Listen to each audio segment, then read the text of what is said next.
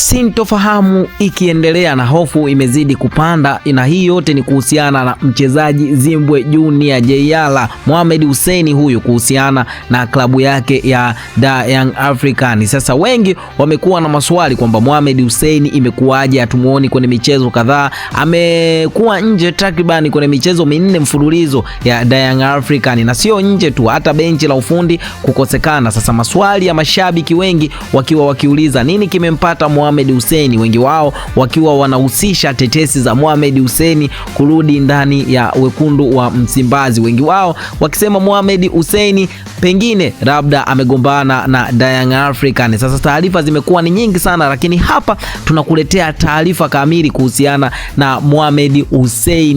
Nini kinaendelea kati ya Mohamed Hussein na msemaji wa Young African Ali Shabani Kamwe? Yote haya tunakuletea hapa Tubone Media. Kitu ambacho unatakiwa kufanya ni kukaa nasi mwanzo mpaka mwisho, lakini pia wewe kama ni mgeni na ni mara yako ya kwanza unatuangalia, hakikisha umesubscribe na kubonyeza alama ya kengele, kwani haya na mengine mengi ya kimichezo utayapata hapa Tubone Media. Kwa kusubscribe na kubonyeza alama ya kengele, basi moja kwa moja utakuwa umejiunga na familia hii ya michezo na burudani. Sasa leo moja kwa moja tunaenda kuangalia klabu ya Young African, na hii yote ni kuhusiana na Mohamed Hussein. Kumekuwa na vuguvugu likiendelea kati ya Mohamed Hussein na Young African, na hizi zimetokana ni baada ya Mohamed Hussein kukosa michezo 4 mfululizo, na kwenye hiyo michezo ni dabi 2 za Kariakoo. Na ikumbuke kwamba Mohamed Hussein ni moja kati ya wachezaji magwiji, wachezaji wa zamani ambao wamecheza dabi nyingi sana za Kariakoo. Tangia amejiunga na Young African amekosa mechi 2 mfululizo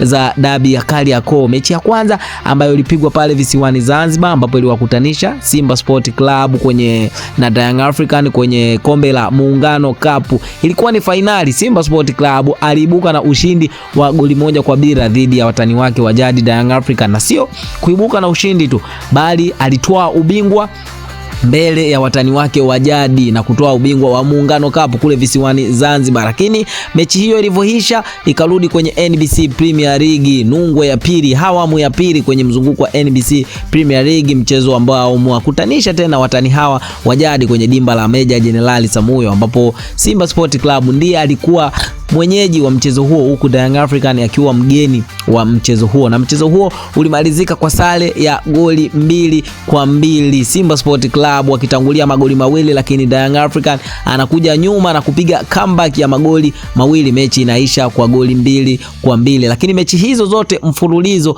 Mohamed Hussein hajahusika na hajacheza, wengi wao wakihusisha na Mohamed Hussein kurejea ndani ya wekundu wa Msimbazi. Tunakumbuka Mohamed Hussein kabla ya kuja Young African alikuwa ni mchezaji wa wekundu wa Msimbazi, na ndiye alikuwa team captain wa wekundu wa Msimbazi, na akaondoka kwenye miamba ya wekundu wa Msimbazi akahamia upande wa pili wa watani wake wa jadi Young African. Kwenye upande wa pili amekuwa na changamoto kubwa sana ya kupata namba, na hii yote ni baada ya kupata competition kubwa kutoka kwa Shadrack Isaka Boka, ambaye ni mchezaji na ni mchezaji mzuri pia, ni mchezaji professional pale klabuni Young African, ambaye anacheza namba 3, lakini pia Mohamed Hussein naye anacheza namba 3. Kumekuwa na mvutano kati ya Mohamed Hussein na Shadrack Isaka Boka, hususan kwenye masuala ya namba. Sasa tangia Mohamed Hussein amejiunga na klabu ya Young African, kiwango chake kimekuwa kikipungua kwa namna moja ama nyingine, lakini Shadrack Isaka Boka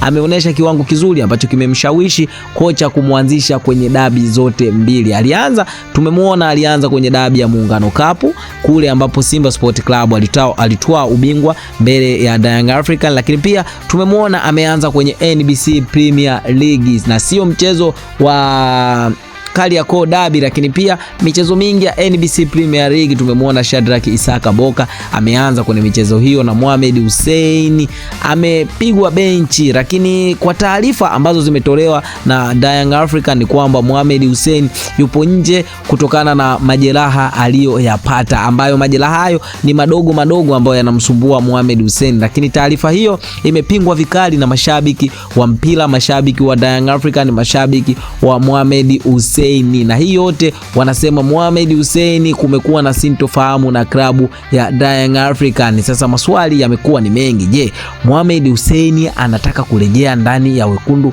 wa Msimbazi? Na je, Mohamed Hussein atakubali kurejea ndani ya wekundu wa Msimbazi? Haya yote maswali tunakutafutia majibu ndani ya Tubone Media. Hili usikose majibu ya maswali haya yote, basi jiunge na sisi, hakikisha umesubscribe na kubonyeza alama ya kengele. Moja kwa moja utakuwa umejiunga na familia hii ya michezo na burudani, na utakuwa mtu wa kwanza kupata taarifa kutoka kwetu. Hii ni Tubone Media na mimi ni Tubone, na hivi ndio vitu ambavyo tunavifanya hapa Tubone Media. Hadi wakati mwingine, bye bye.